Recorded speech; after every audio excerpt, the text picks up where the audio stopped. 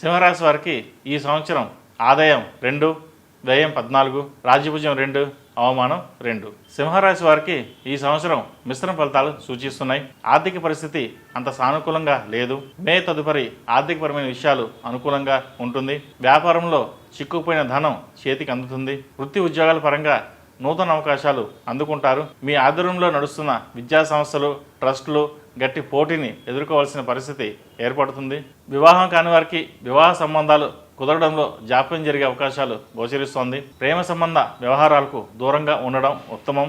ఆసుపత్రులు, ఫార్మా రంగంలో ఉన్న వారికి అనుకూల కాలంగా ఉంటుంది. చార్టెడ్ అకౌంట్స్, క్రీడాకారులకు అనువైన కాలం. సాఫ్ట్వేర్ జాబులు చేసేవారికి అంత అనుకూలమైన కాలం కాదని చెప్పవచ్చు. విద్యార్థులకు మంచి అనుకూలమైన కాలం అని చెప్పవచ్చు. గ్రీన్ కార్డు కోసం, పిఆర్ కోసం, H1B వీసా కోసం ప్రయత్నించే వారికి ఈ సంవత్సరం సానుకూల ఫలితాలు ఏర్పడతాయి.